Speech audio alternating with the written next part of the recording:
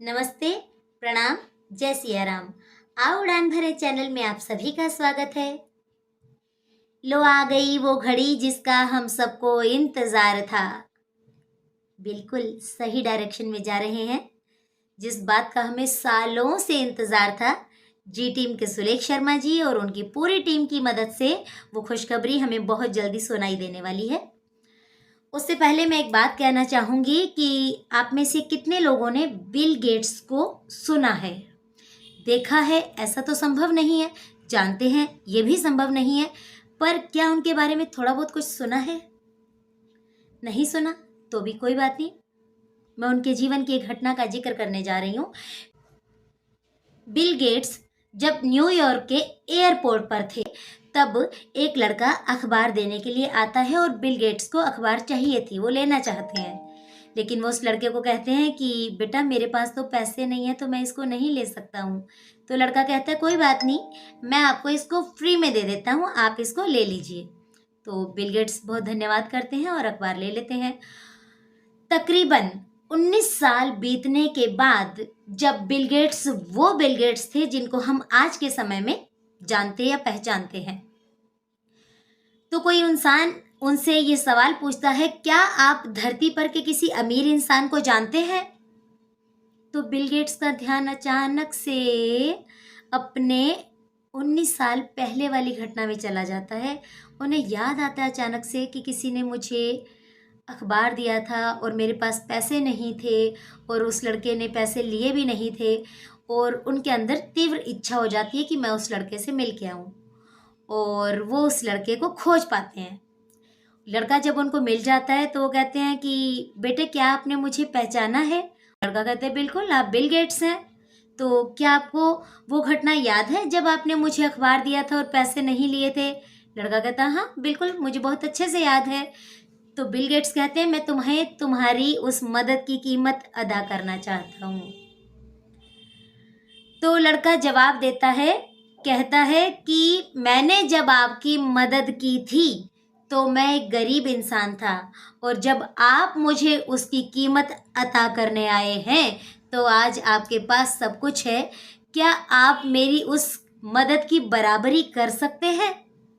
Bill Gates एकदम चुप हो जाते हैं और उनके पास कोई जवाब नहीं बचता, क्योंकि वाकई में वो इंसान बिल गेट्स की नज़रों में धरती का सबसे अमीर इंसान था, क्योंकि उसने बिल गेट्स की मदद उस वक्त की थी जबकि उस लड़के के पास मदद करने के लिए कुछ भी नहीं था।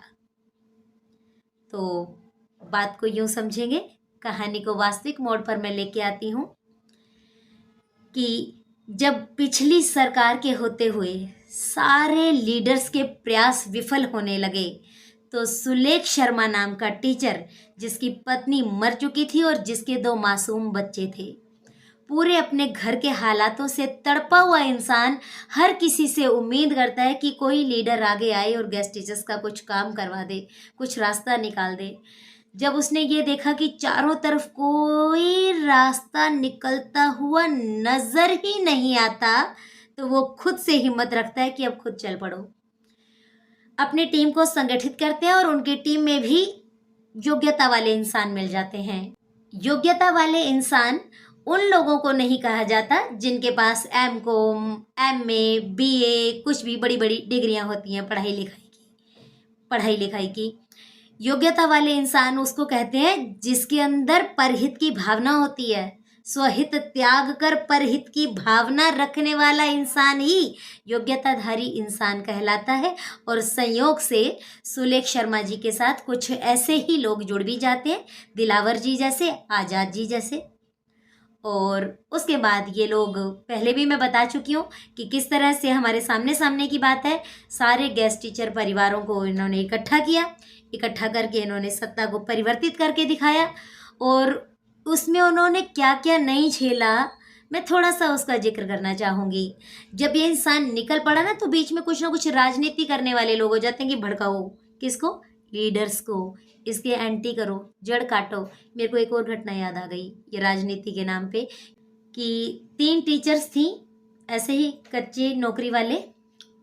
तो कुछ घर की हालात थे, कुछ परेशानियां थी। एक तो बिना माँ की थी, एक का बच्चा बहुत छोटा था और दूसरी के साथ भी कुछ ऐसे ही घर के हालात थे, तीसरी के साथ। तो उनको एचओएस की हेल्प से थोड़ा सा जल्दी जाने की परमिशन मिल जाती थी कभी। तो हुआ क्या कि बीच में जलने वाले लोग हैं ना खड़े हो जाते, तो दो टीचर्स ने बड़ी प्लानिंग सी की आपस में। और कैसे पता चली, बाद में बात समझ आई अच्छे से कि दो टीचर्स की जॉब तो, इन तीन में से दो टीचर्स की जॉब तो कंपनी डिसॉल्व होने की वजह से ख़त्म हो गई। अब तीसरी टीचर रह गई, तो अपने घर की परिस्थिति थी, मदद तो मिल रही थी। लेकिन अचानक एक दिन क्या होता है कि वो जो दो टीचर्स थी ना आपस में डिस्कस करती हैं, ये दो तो निकल गई हैं, इनका तो वैसे ही पत्ता साफ हो गया, इस तीसरी को कैसे रोका जाए। तो उनमें से एक टीचर कहती है, कोई बात नहीं, ये भी मेरे बाएं हाथ का खेल है, इसको भी जाने से मैं अभी ऐसे ही अड़ाती हूँ। और संयोग से वो तीसरी टीचर उन्हीं दो टीचर्स के पीछे थी। जैसे उन्हें पता चला तो तीसरी टीचर गहरी नज़र से देखती है और आगे बढ़ जाती है। तो कितनी शर्मिंदगी भरी सी बात लगती है ना, कि किस तरह की सोच रखते हैं लोग, कि कितना कुछ भगवान ने दे रखा है उसके बाद भी सोच किस लेवल की है। और वही कुछ इन लोगों के साथ हुआ, सुलेख शर्मा जी की टीम के साथ। क्या हुआ कि ये लोग जब खुद से निकलना शुरू हुए, खुद से रास्ते बनाने शुरू हुए, तो लोगों ने क्या किया, जितने भी पहले से संगठन चल रहे थे उनको भड़काना शुरू किया। भई ये तो ज़्यादा ही बन रहे हैं, कुछ ज़्यादा ही सिर पे चढ़ रहे हैं, ये हो रहा है वो हो रहा है। तरह तरह से जो लोग भड़काते हैं ना, तो उनको पता होता है कि कौन कौन से पैतरे अपनाने हैं। ये सब करते करते हालात यहाँ तक ला दिए कि सुलेख शर्मा जी के ऊपर मानहानि का दावा ठुकने की संभावना बन गई।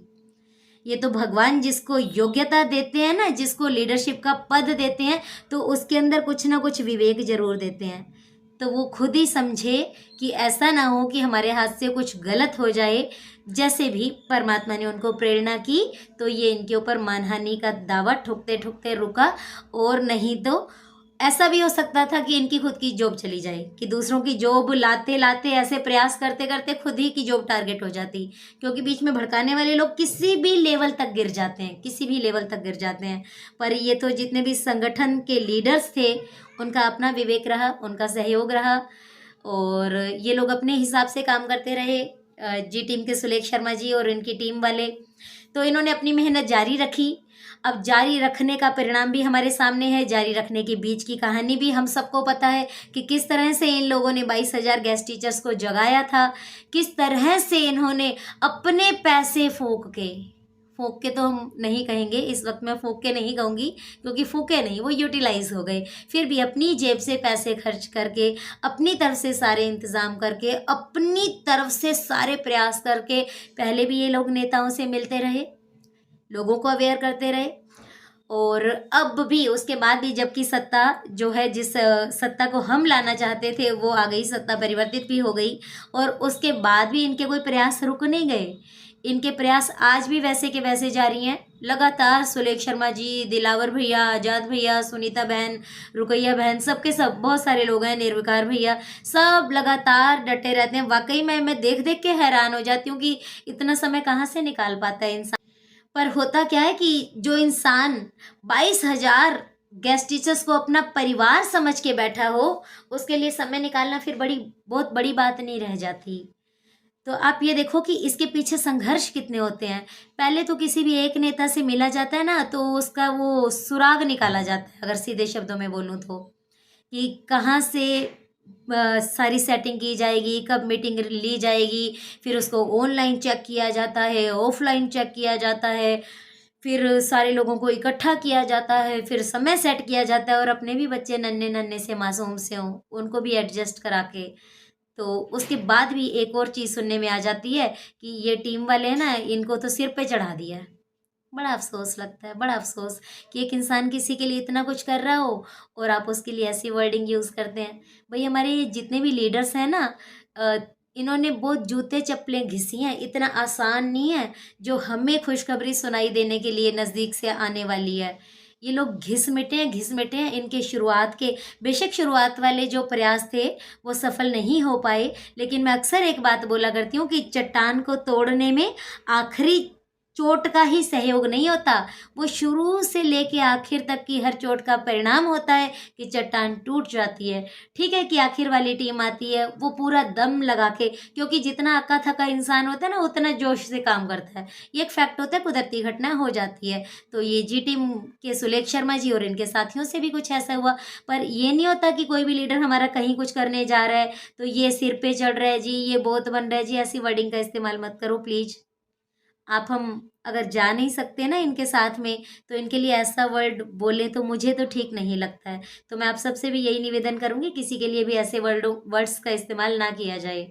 इतना आसान काम लगता है किसी के लिए निकलना, है? अपना काम समझ लो ना तो भी नहीं निकला जाता, और कुछ-कुछ काम अपने नहीं होते, ग्रुप वाइज़ होते हैं। कितना कितना इंसान घिस मरता है, कितना कितना तो पैसा खर्च होता है सामने वाले को गिफ्ट देने में, करने में, मिलने में, आने जाने का किराया भाड़ा, समय को मेंटेन करना पड़ता है, और सारा दिन नॉन स्टॉप अब इससे बात, अब उससे बात, अब उसको समझाओ, अब उसको समझाओ। ये दिमाग है ना, कहते हैं ना दिमाग का दही हो गया, ये वो वाली स्थिति फेस कर रहे हैं इस वक्त, जिनको कि बड़े आराम से कुछ कुछ लोग कह देते हैं कि सिर पे चढ़ गए हैं। शर्म आनी चाहिए ऐसी वर्डिंग यूज़ करने के लिए। मैं कभी किसी के लिए हरासिंग वर्ड यूज़ नहीं करती हूँ, पर कोई ऐसे वर्ड यूज़ करता है ना, फिर बुरा लगता है कि कोई हमारे लिए इतना कुछ किए जा रहा है और हम उसको क्या पे कर रहे हैं। इंसान है भाई, क्या है? मत करो किसी के लिए गलत वर्डिंग यूज़। हमारी एजुकेशन हमें ये नहीं सिखाती है। अगर हम किसी के लिए जा नहीं सकते, उसकी टांगें ना खींचे। हमारे सारे लीडर्स बहुत अच्छे से प्रयास कर रहे हैं, हमें उनका साथ देना चाहिए। किसी के लिए भी नेगेटिव वर्डिंग नहीं बोलनी चाहिए। आप और हम नहीं जा सकते हैं, सोच के भी देखो ना, अगर हम कह भी देंगे ना, हम चले जाते हैं जी, चलो जी आज तो पकी पकाई खीर खानी है, हम अब कर लेते हैं काम। आज भी हम इतना कुछ नहीं कर सकते जितना ये लोग कर रहे हैं। तो हमें कोई अधिकार नहीं है किसी के लिए गलत बोले जाने का, गलत शब्द इस्तेमाल करने का। तो अब मैं नहीं चाहूँगी कि किसी की भी ऐसी वर्डिंग आए कि कुछ भी सिर पे चढ़ गए हैं जी, ऐसा हो गया। अरे अपने को लिए ऐसा बोलोगे? जिन्होंने 22,000 गेस्ट टीचर को अपना परिवार मान रखा है, उन लोगों के लिए ऐसा बोलना चाहते हो कि सिर पे चढ़ गए हैं?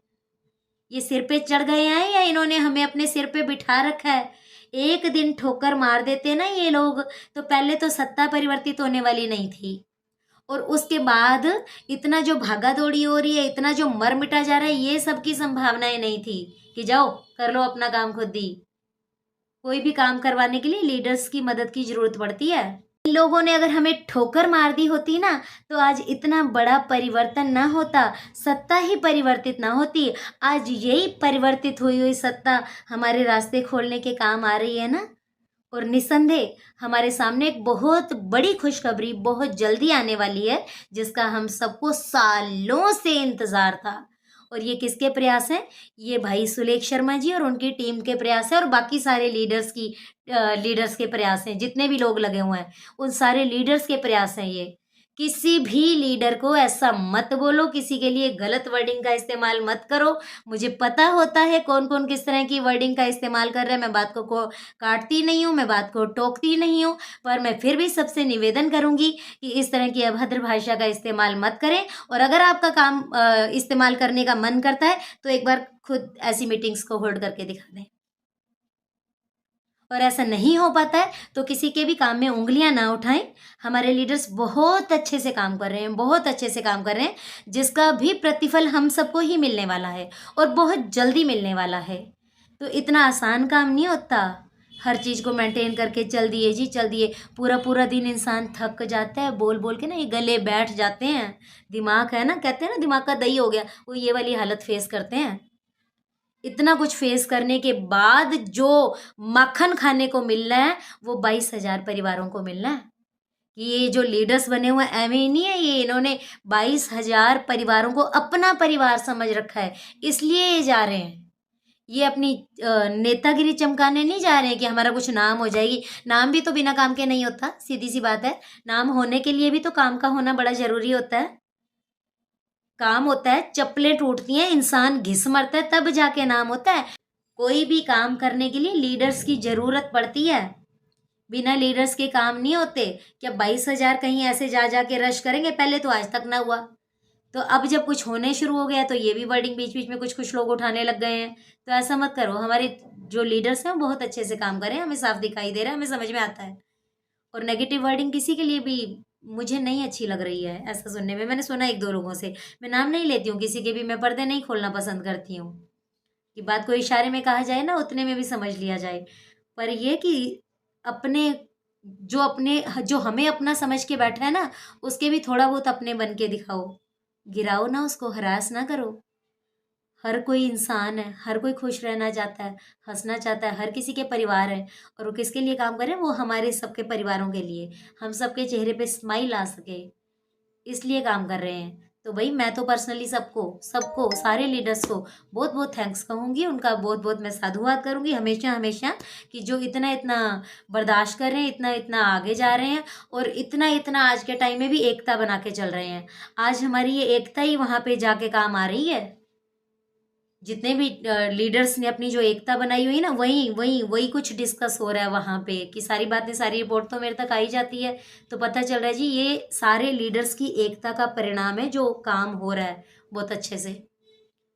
इसलिए अब नहीं किसी के बारे में गलत बोलना।